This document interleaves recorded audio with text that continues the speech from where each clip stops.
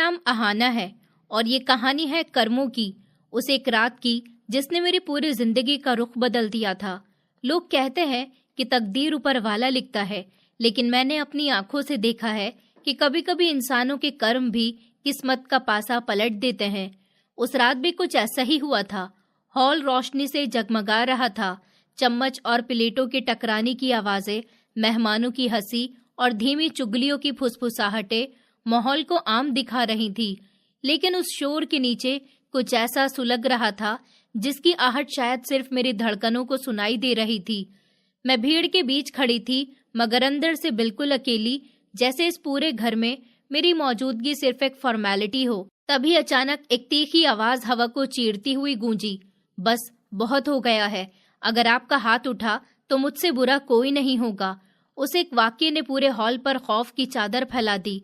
हंसी थम गई, फुसफुसाहटें रुक गईं और सबकी नजरें एक ही दिशा में उठ गईं। वो आदमी जो अभी कुछ देर पहले सर झुकाए खामोशी से सब सह रहा था, अब वो सीधा खड़ा हुआ था।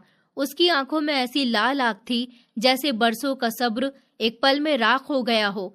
सामने खड़ी औरत का हाथ जो मेरे गाल पर पड़ने ही वाला था, वो हवा में ही रुक गया, जैसे किसी अनदेखी ताकत ने उसे जकड़ लिया हो। मेरी सांस अटक गई थी। मैं जमीन पर गिर चुकी थी, गाल पर जलन थी और आंखों में आंसू नहीं बल्कि अपमान तैर रहा था। वो फिर गरजा, मैं इस घर में शादी नहीं करूंगा जहां इंसानियत नाम की कोई चीज नहीं है। आपने इस लड़की को इंसान नहीं जानवर समझ रखा है। उसकी आवाज दीवारों से टकराकर लौट रही थी और हर शब्द जैसे वहां मौजूद लोगों की अंतरात्मा पर चोट कर रहा था। कुछ चेहरों का रंग उड़ गया, कुछ ने निगाहें झुका ली, मगर किसी ने आगे बढ़कर मेरा साथ नहीं दिया। तभी उसने गुस्से में अपने सर से पगड़ी उतारी और पूरी ताकत से मेज पर पटक दी। उसकी आवाज इतनी तेज थी कि जैसे उस घर की नींव हिल गई हो। उसकी सांसें फूल रही थी, चेहरा तमतमाया हुआ था और कांपती उंगली से उसने मेरी तरफ इशारा करते हुए ऐसा फैसला सुनाया जिसने सबकी सांसें रोक दी। ये वही पल था जिसने मेरी तकदीर का पासा पलट दिया, वही लम्हा जिसका इंतजार शायद मेरी आत्मा न जाने कब से कर रही थी, क्योंकि उससे पहले मैं सिर्फ एक अनाथ थी, एक बोझ जिसे रिश्तेदारों के घरों में एहसान के नाम पर रखा जाता था और अपमान के नाम पर पाला जाता था। मैं ऐसे घर में पैदा हुई थी जहां समझौते को संस्कार कहा जाता था और लड़कियों की ख्वाहिशों का गला घोटना आम बात थी। लेकिन फिर भी मेरे बचपन में एक रोशनी थी। मेरे पापा, जो एक सरकारी स्कूल में मास्टर थे, उनकी जेब में भले ही कम पैसे होते थे, मगर दिल में बादशाहों जितनी दौलत थी। वो अपनी थोड़ी सी सैलरी में भी मुझे रानी की तरह जीना सिखाते थे। हर शाम मेरे लिए किताबें लेकर आते और मुस्कुराकर कहते, अहाना, इंसान की असली ताकत उसका चरित्र होता है। मुझे नहीं पता था कि एक दिन मेरे ही चरित्र की परीक्षा यूसुफ के सामने ली जाएगी और उसी रात किसी और के कर्म मेरी जिंदगी की दिशा बदल देंगे। उस रात का सन्नाटा आज भी मेरे कानों में गूंजता है और मैं सोचती हूँ कि अगर वो आवाज न उठती तो शायद मेरी कहानी यहीं खत्म हो जाती। लेकिन वो तो बस शुरुआत थी। मेरे पापा और चाचा दो ही भाई थे।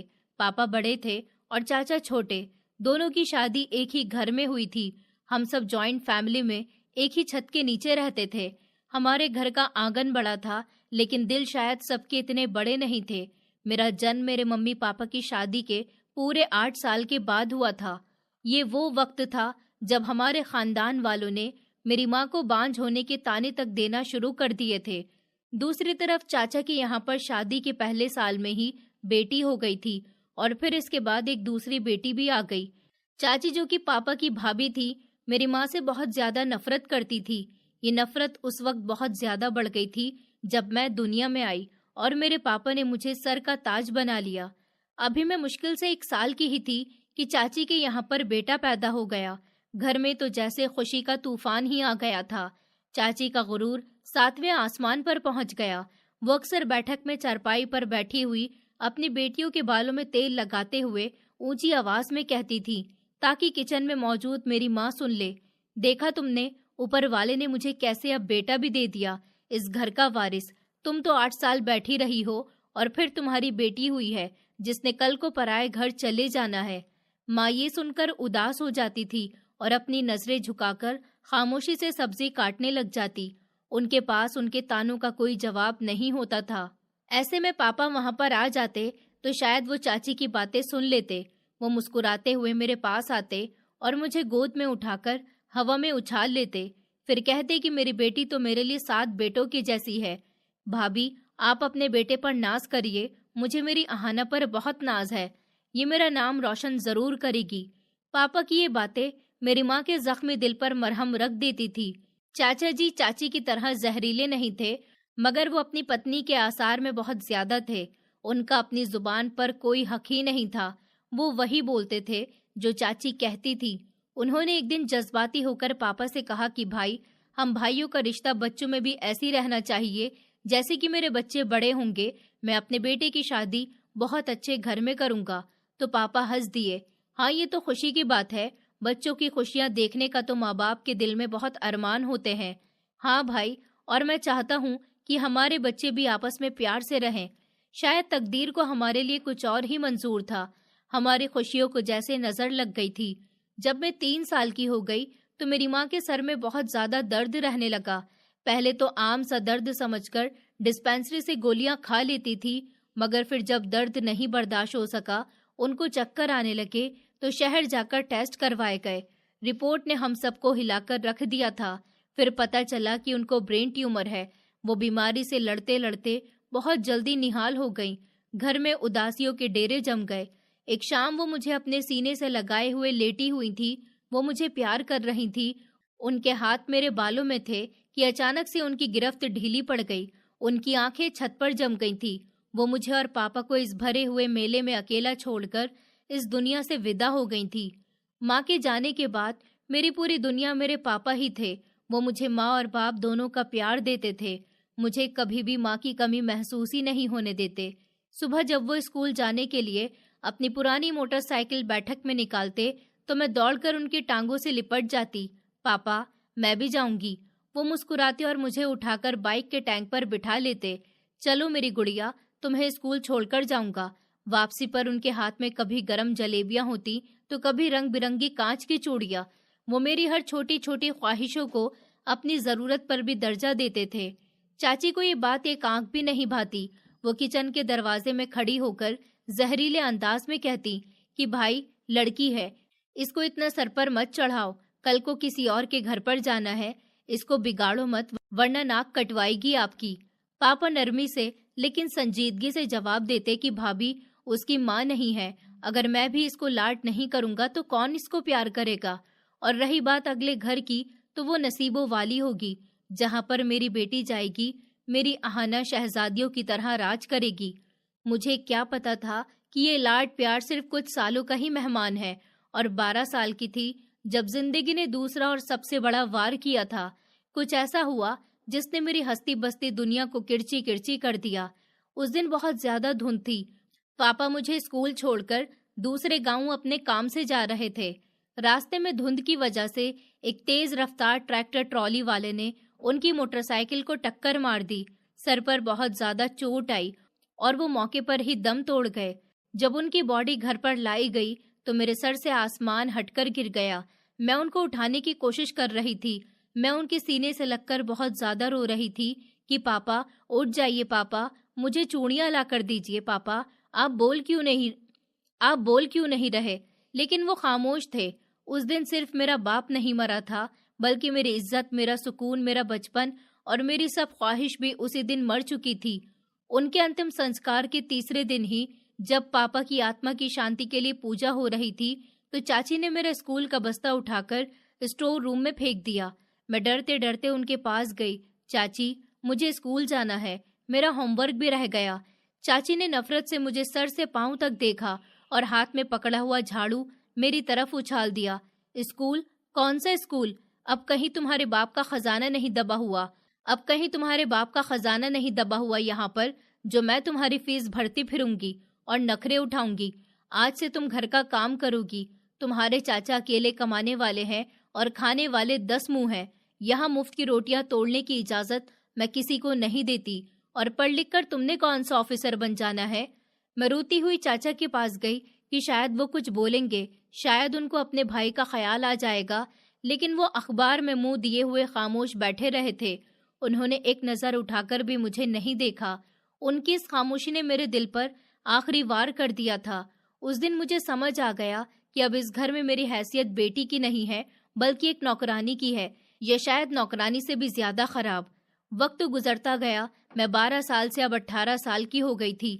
इन 6 सालों में मैंने किताबों के पढ़ने की जगह बर्तन धोए थे और कांपते हाथों से झाड़ू पकड़ी थी। मेरे हाथ खुरदुरे हो गए थे। मेरी कजिन हेमा और उर्वी स्कूल से कॉलेज और फिर यूनिवर्सिटी तक पहुंच गई थी। वो नए कपड़े पहनती, पार्लर जाती, जबकि मैं घर की 4 दीवारी में कैद होकर रह गई थी। मुझे पुराने उतरन कपड़े पहनाए जाते। चाचा का व्यवहार बहुत ज्यादा जुल्म से भरा हो गया था। चाची का व्यवहार बहुत ज्यादा जुल्म से भरा हो गया था। वो न सिर्फ मुझसे जानवरों की तरह काम लेती थी, बल्कि जरा सी गलती पर वो मारपीट से भी ऊपर पहुंच जाती। सबसे खौफनाक बात ये थी कि वो शाम को चाचा के कान भरती, ताकि चाचा के दिल में मेरे लिए जो थोड़ी बहुत हमदर्दी बची हुई है वो भी खत्म हो जाए। अरे सुनिए, आज फिर मोहल्ले का वो लड़का छत की तरफ देख रहा था। मैंने वहां पर आहाना को कितनी बार कहा है कि दुपट्टा ओढ़कर छत पर जाया करे, लेकिन इसके तो दिमाग में भी कोई बात बैठती ही नहीं है। ये लड़की हमारी इज्जत एक दिन मिट्टी में मिला देगी। इसके लक्षण मुझे ठीक नहीं लगते। तो चाचा गुस्से से लाल पीले हो जाते और वो बिना किसी बात की पूछताछ करे सीधा मेरे पास आ जाते। इधर आओ। मैं डरते हुए पास जाती। मेरे हाथ आटे से भरे हुए होते तो वो बिना पूछे मेरे मुंह पर थप्पड़ मार देते। अगर तुमने मेरी पगड़ी उछाली तो जिंदा जमीन में गाड़ दूंगा, समझ आई? भाई की परवरिश की तुम धज्जियां उड़ाओगी। मैं रोते हुए कहती कि चाचा, मैं तो छत पर गई ही नहीं थी। मैं तो किचन में रोटियां बना रही थी। ऊपर वाले की कसम, मैं नहीं गई थी। लेकिन मेरी सच्चाई चाची के झूठ के सामने बिल्कुल बेमतलब थी। चाचा जी अब मुझसे नफरत करने लगे थे। वो वादा जो उन्होंने पापा से किया था कि वो हम सब बच्चों के लिए कुछ अच्छा फ्यूचर देखेंगे और सबका ही ख्याल रखेंगे, किसी के साथ कुछ नाइंसाफी नहीं होने देंगे, लेकिन अब चाचा मेरे साथ और अपने बच्चों में भेदभाव करते। उनका बेटा रवि भी अब यूनिवर्सिटी जाता था। वो अपनी माँ की तरह ही मुझे नफरत की नजर से देखता था और नौकरानी कहकर बुलाता। मैं पढ़ी लिखी तो नहीं थी, पर कुदरत ने मुझे शक्ल सूरत में ऐसा खूबसूरत बनाया था कि देखने वाले ठिठक जाते। गरीबी और मेले कुचेले कपड़ों के बावजूद भी मेरा रंग रूप छुपता ही नहीं था। मेरी आंखों में जो उदासी होती थी वो मेरी खूबसूरती को और भी ज्यादा दिखाती। शायद यही बात चाची और उनकी बेटियों को खटकती थी। जब भी कोई मेहमान घर पर आता, चाची मुझे किचन में छुपा देती या मेले कपड़े पहनाकर उनके सामने लाती, ताकि मैं नौकरानी ही लगूं। चाची की बड़ी बेटी हेमा की शादी हो गई थी, लेकिन उसका व्यवहार भी अपनी माँ जैसा ही था। छोटी बेटी उर्वी यूनिवर्सिटी में पढ़ती थी। वो अपने आप को किसी शहजादी से कम नहीं समझती थी और हर वक्त शीशे के सामने खड़ी रहती। पूर्वी का यूनिवर्सिटी में क्लास फेलो था, जिसको वो बहुत पसंद करती थी। वो लड़का शरीफ था, लेकिन उसके घर वाले उसकी शादी उससे नहीं करेंगे। फिर भी उसने घर में शादी की बात करी तो चाची ने आसमान सर पर उठा लिया था। खबरदार, अगर किसी कंगाल लड़के का नाम भी लिया तो वो बहुत ही गरीब है। मेरी बेटी किसी चौधरी या फिर सेठ के घर पर जाएगी, किसी क्लर्क के घर पर नहीं। बिल्कुल नहीं, हमने अपनी नाक नहीं कटवानी है। इस बीच एक रिश्ता करवाने वाली मासी ने चाचा को बहुत ही बड़े बिजनेस टाइकून के घराने का रिश्ता बताया था। लड़के का नाम वियान था और शहर का वो जाना माना बिजनेसमैन भी था। दौलत पैसे में उनका कोई मुकाबला करने वाला नहीं था। चाची की आंखों में लालच की चमक आ गई। मासी, तुम बस बात पक्की करवाओ, मुंह मांगा इनाम दूंगी तुम्हें। ये रिश्ता हाथ से नहीं जाना चाहिए। जब उस लड़के वियान की फैमिली उर्वी को देखने के लिए आई तो घर में हंगामा सा मचा हुआ था। मुझे सुबह से ही पिछले बैठक में बंद कर दिया गया था कि मेहमानों के सामने मनहूस सूरत लेकर मत आना। मैं सारा दिन भूखी प्यासी वहीं पर टूटी हुई चारपाई पर बैठी रही, दीवारों को देखती रही। शाम को जब मेहमान चले गए तो चाचा मिठाई का डब्बा लेकर कमरे में आए और खुशी से चीखने लगे कि मुबारक हो, लड़के वालों ने उर्वी को पसंद कर लिया है। वो लोग अगले महीने ही शादी करना चाहते हैं। हमारी तो किस्मत खुल गई है। उर्वी जो कल तक अपने क्लास फेलो के लिए जान देने की बातें किया करती थी, वियान की गाड़ी और ब्रांडेड सूट और उसकी दौलत देखकर फौरन से बदल गई। उसने इस वक्त अपने बॉयफ्रेंड को फोन किया और उससे कहने लगी कि देखो, हमारे स्टेटस मैच नहीं करते। मैं तुम जैसे मिडिल क्लास लड़के के साथ पूरी जिंदगी बस के धक्के नहीं खा सकती हूँ। मेरा रिश्ता एक बहुत बड़े बिजनेसमैन से हो गया है। आज के बाद मुझे फोन मत करना। उसने इतनी आसानी से एक रिश्ता तोड़कर दूसरे अमीर रिश्ते को गले लगा लिया, जैसे कि कोई पुराने कपड़े बदलते हैं। उसको अपनी खूबसूरती और किस्मत पर इतना ज्यादा गुरूर चढ़ गया था। शादी की तारीख तय हो गई। चाची की खुशी संभाले नहीं संभल रही थी। वो चाहती थी कि मंगनी का खर्चा बचाया जाए और डायरेक्ट शादी की जाए। वियान के घर वाले बहुत अमीर थे, लेकिन चाचा ने रोते